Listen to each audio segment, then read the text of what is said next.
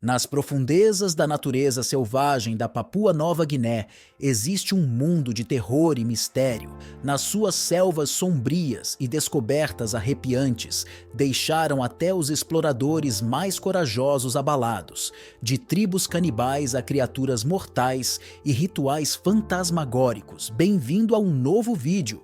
Esses 11 encontros aterrorizantes desafiam qualquer explicação e confundem a linha entre lenda e pesadelo. Se você gosta desse tipo de conteúdo, inscreva-se em nosso canal, é grátis. Agora, vamos começar. Número 11.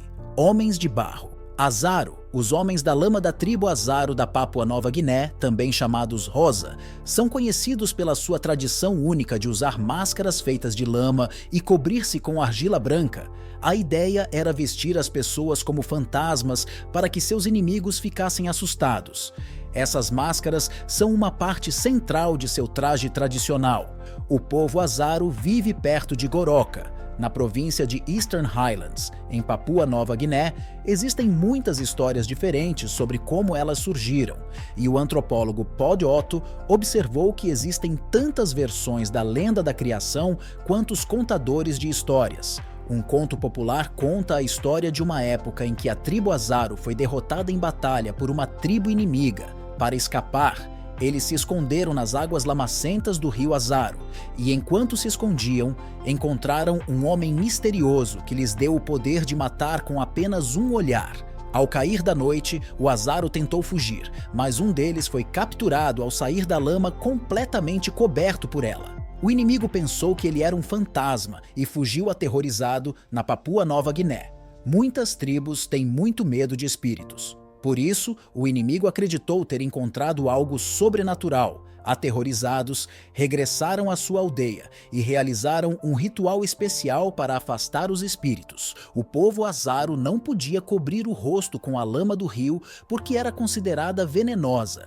Eles faziam máscaras com pedras quentes e água de uma cachoeira próxima. Outra versão da história sugere que a tradição começou quando alguém que comparecia a um casamento não conseguia encontrar a fantasia certa, então improvisou com lama e máscaras. As máscaras em si são bastante impressionantes, com designs exclusivos, incluindo orelhas longas ou curtas que chegam ao queixo, sobrancelhas longas apontando para cima que se conectam às orelhas, chifres e bocas laterais. Número 10. Ratos gigantes da Ilha Manus. Os cientistas descobriram recentemente uma espécie de rato até então desconhecida, chamada Ratus detenus, que viveu isolado na Ilha Manus durante séculos. O nome détenus é derivado da palavra latina para detido, refletindo tanto o longo isolamento do rato na ilha, quanto a história recente da ilha como centro de detenção para requerentes de asilo que tentam chegar à Austrália. A espécie foi descrita pela primeira vez por uma equipe internacional de cientistas, incluindo o professor Tim Flannery, um renomado paleontólogo e mamologista australiano. Tim, que procura este rato há 30 anos, descreveu a sua descoberta como emocionante e uma grande honra. Ratus detenus é verdadeiramente único e só é conhecido por habitar duas áreas específicas na Ilha Manus. É o que Flannery chama de Ilha Gigante, maior do que quase qualquer outro rato encontrado no arquipélago da Melanésia. Um détenus típico pesa cerca de meio quilo e tem uma pelagem curta e muito áspera. Além de uma cauda curta, ao longo de milhares de anos de isolamento, a espécie adaptou-se ao seu ambiente. Desenvolveu uma frente forte em calibres que provavelmente são usados para quebrar nozes duras, enquanto os membros menores sugerem uma dieta especializada antes da identificação formal. Os cientistas há muito suspeitavam que um rato grande e único vivia na Ilha Manus. Esta suspeita foi confirmada depois de 3 espécimes terem sido recolhidos em Manus entre 2002 e 2012. Estes foram comparados com restos de ratos antigos, encontrados num sítio arqueológico da ilha, confirmando que Détenus reside há muito tempo em Manus. A escolha do nome Détenus também foi simbólica em seu artigo científico. Os pesquisadores explicaram que o nome homenageia tanto o isolamento do rato na Ilha Manus, quanto o recente uso da ilha como centro de detenção para pessoas que buscam asilo na Austrália.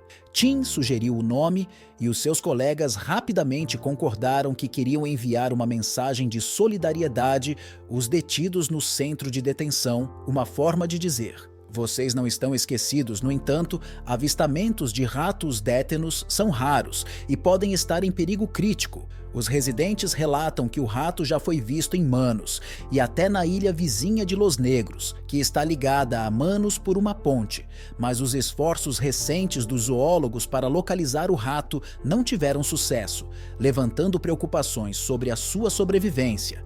Tim e a sua equipe temem que o seu habitat esteja a ser perdido devido à agricultura, os gatos selvagens ou que corram o risco de doenças trazidas por outras espécies de ratos introduzidas na ilha. Número 9.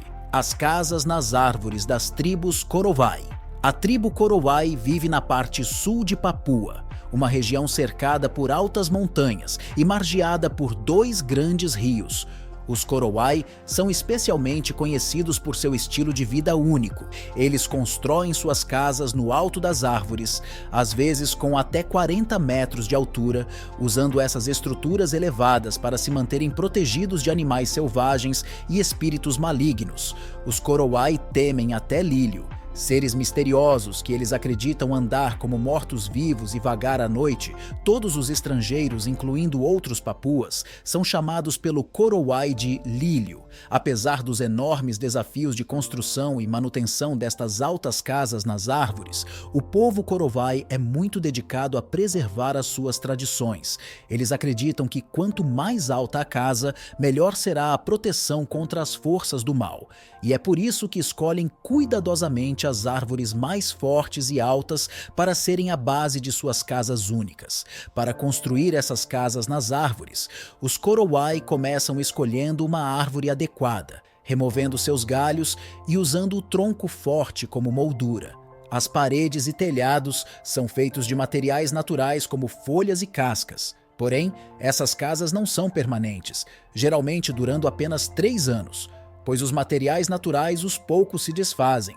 A caça dos Korowai e a coleta de alimentos da floresta são atividades essenciais. Eles também criam porcos e cães que têm grande importância social e só são mortos em cerimônias especiais, enquanto os cães são importantes para a caça.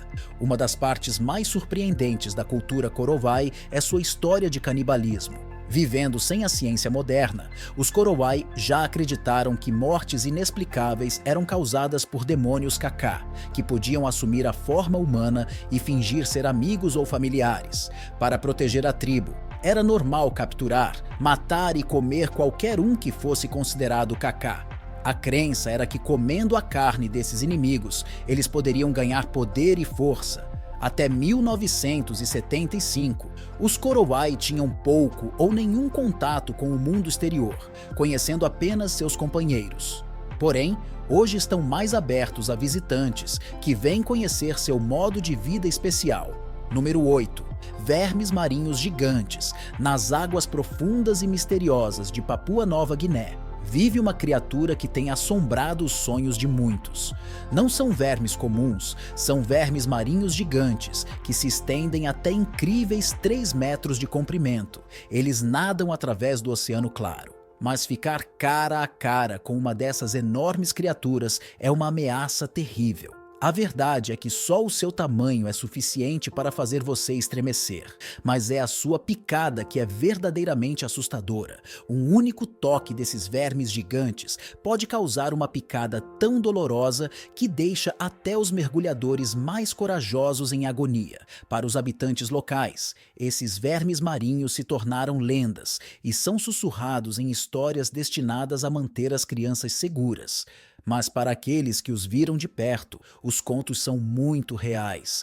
Os gigantescos vermes marinhos da Papua Nova Guiné não são apenas uma parte do mundo subaquático. São um pesadelo vivo que se esconde nas profundezas, pronto para causar medo nos corações de qualquer um que se atreva a aventurar-se demasiado perto. Número 7. Os julgamentos de bruxaria. Na Papua Nova Guiné, a crença na bruxaria é tão forte que as acusações podem levar a uma violência horrível e até o assassinato de pessoas suspeitas de a cometerem.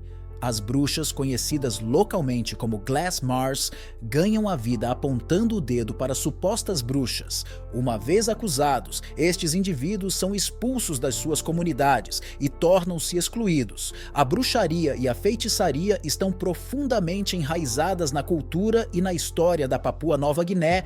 Estas caçadas, visando principalmente mulheres, resultam de acusações de prática de magia negra conhecida como sanguma com intenções prejudiciais. Em 2012, a Comissão de Reforma Legislativa informou que os ataques relacionados com a bruxaria tinham aumentado desde a década de 1980, com a província de Simu a registrar mais de 150 casos de caça às bruxas por ano. Ativistas locais estimam que mais de 50 mil pessoas foram expulsas de suas casas devido a este tipo de acusações. A caça às bruxas na Papua Nova Guiné varia de região para região, refletindo a rica diversidade étnica do país. Porém, o gatilho geralmente é o mesmo. Ocorre com a doença ou morte de um ente querido. Famílias e moradores enlutados procuram alguém para culpar. Frequentemente, eles têm como alvo aqueles que suspeitam causar azar por meio da bruxaria. A violência que se segue é muitas vezes extrema, e as bruxas acusadas são sujeitas a tortura física, emocional e sexual prolongada nas formas mais extremas. Em casos graves, elas são mortas usando métodos brutais, como queimá-las vivas, prática que ocorre até hoje. Número 6. Dançarinos esqueletos de Chimbu, localizada na base da montanha Wilhelm, a montanha mais alta da Papua Nova Guiné. A tribo Chimbu vive muito próxima uma da outra como uma comunidade no dia a dia. As famílias cuidam dos porcos e de outros animais e mantêm pequenas hortas. Desde a chegada dos missionários, na década de 1930, ocorreram muitas mudanças na região. Mas uma coisa que permanece igual é a tradição extraordinária e inesquecível da tribo. Eles nomearam o esqueleto como Sing Sing. As histórias locais dizem que os ancestrais Chimbu tinham medo de ir para a floresta para caçar, coletar ou cultivar, porque acreditavam que um fantasma que vivia na montanha desceria e os comeria. Para se protegerem e se sentirem seguros na terra, eles criaram o esqueleto para espantar os fantasmas. Muitos explicam que hoje não acreditam mais no fantasma, mas se você for à caverna na montanha, ainda haverá cheia de ossos humanos. Na tribo Chimbu, os casamentos são muito tradicionais. Cada noivo recebe um terreno para construir uma casa e iniciar uma horta. Antes do casamento, cada família realiza um canto que descreve a outra família. Após o casamento, a esposa assume todas as tarefas domésticas que aprendeu com a mãe. Os Chimbu seguem o costume de esperar até que um filho esteja totalmente crescido antes de ter outro. Esta tradição transmitida pelos seus antepassados é considerada muito sábia. Número 5.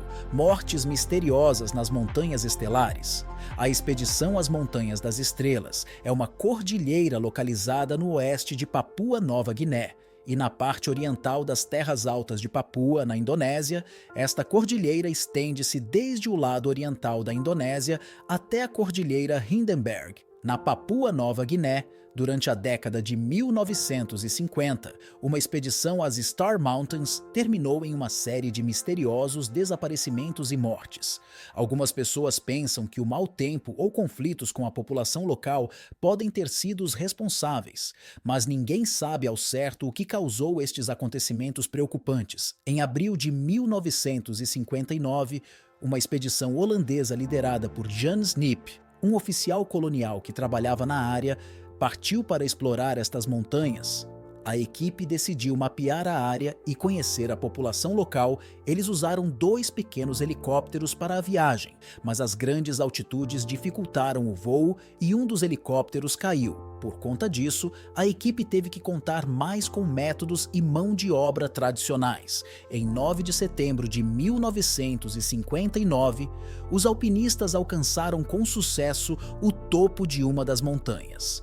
As Star Mountains são conhecidas por suas fortes chuvas, recebendo mais de 10 mil milímetros de chuva a cada ano. Embora nenhuma estação meteorológica oficial tenha sido instalada, é frequentemente considerada um dos lugares mais chuvosos da Terra. Além disso, as montanhas estelares são notáveis pela sua diversidade linguística. Esta região possui uma grande variedade de línguas diferentes, o que a torna uma das áreas com maior diversidade linguística da Nova Guiné.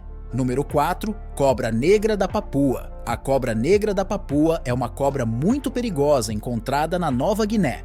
Pode crescer até aproximadamente 2 metros de comprimento e é principalmente preta com a parte inferior cinza. Pertence à família Elapidae e é uma das várias espécies conhecidas como cobras pretas dentro de seu gênero. Esta cobra tem o veneno mais forte de todas as cobras negras do seu gênero. Ao contrário de outras cobras negras, seu veneno afeta principalmente o sistema nervoso, causando fraqueza muscular e paralisia dentro de 2 a 21 horas após uma mordida. O veneno contém uma neurotoxina específica chamada toxina papua, que pode ser tratada com antiveneno de cobra negra, CSL, que também é usado para a cobra marrom-rei. Na província central de Papua Nova Guiné, esta cobra é muito temida, mas causa apenas um pequeno número de picadas de cobra em comparação com outra espécie mais perigosa. Identificar a cobra após uma mordida é difícil porque as vítimas são frequentemente mordidas enquanto caminham na grama alta e podem não ver a cobra. As pessoas chamam isso de alma, que significa morder novamente devido à sua tendência de morder várias vezes. Alguns habitantes locais da Nova Guiné acreditam que a cobra negra da Papua e o taipan são sexos opostos da mesma espécie. O povo Ki acredita que a cobra é uma ferramenta de uma figura mágica enviada para prejudicar os inimigos. Então, as pessoas que são mordidas muitas vezes procuram a ajuda de um mágico em vez de ir a um hospital, o que pode atrasar o tratamento crítico. O herpetologista australiano Ken Slater foi o primeiro a coletar o veneno da cobra negra da Papua para estudo científico, em meados da década de 1950. Ele o enviou ao Commonwealth Serum Laboratories, em Melbourne, para realizar pesquisas sobre o veneno. Este antídoto mostrou-se eficaz não apenas contra a cobra negra, mas também contra a cobra marrom-rei. Número 3. Práticas de canibalismo. Na Papua Nova Guiné, algumas tribos, como os Fore, costumavam comer os seus parentes falecidos e acreditavam que esta prática demonstrava respeito e amor, evitava que os corpos apodrecessem ou fossem comidos por insetos e protegia-os de espíritos malignos. O canibalismo fazia parte da vida da tribo Korowai, que pensava que comer a carne dos seus inimigos era uma forma de vingança. Hoje, o canibalismo provavelmente desapareceu em grande parte em lugares onde estrangeiros se mudaram, embora não esteja claro se algumas tribos ocultas ainda o praticam. No entanto, existe uma aversão natural ao canibalismo, sugerindo que não persiste a longo prazo. Número 2. O pássaro caramanchão. O bowerbird é uma ave de tamanho médio que vive nas regiões montanhosas do oeste de Papua Nova Guiné. Apesar de ser um dos membros mais achatados da família do bowerbird, com suas penas marrom-oliva e falta de cores marcantes, ele se destaca por algo realmente especial: as casas incríveis que constrói. Estas aves são conhecidas por criarem algumas das casas mais elaboradas entre todas as outras aves. O macho constrói uma notável cabana em forma de cone com uma entrada cuidadosamente desenhada, sustentada por pilares de gravetos. Em frente a esta entrada, o macho limpa meticulosamente a área, cobrindo-a com musgo e enfeitando-a com uma variedade de decorações vibrantes. Essas decorações incluem flores coloridas, pequenas asas de besouro, frutas, folhas mortas e quaisquer outros itens atraentes que ele possa encontrar, tudo arranjado artisticamente para atrair um parceiro. Os pássaros do gazebo estão constantemente ocupados em buscar as decorações mais atraentes para adicionar às suas casas, muitas vezes substituindo itens mais antigos para manter suas exibições nas melhores condições. Eles competem ferozmente com seus vizinhos, tentando ofuscar uns os outros com decorações mais deslumbrantes e únicas. Ao contrário de outras espécies de aves, não tem preferência por uma cor específica, mas o que conta é a novidade e a raridade dos itens. Se um macho encontrar algo em comum, isso pode se tornar uma tendência, mas essas descobertas raras costumam ser roubadas por machos rivais quando visitados por fêmeas. As fêmeas, se impressionadas com a exibição, optarão por acasalar com o macho. Porém, o papel do macho termina aí, pois ele não participa da criação dos filhotes. Número 1. O agogwe. O agogwe, às vezes chamado de kundari no Zimbábue ou colomba no Congo, é uma misteriosa criatura de aparência humana que vaga pelas densas florestas e selvas da África Oriental.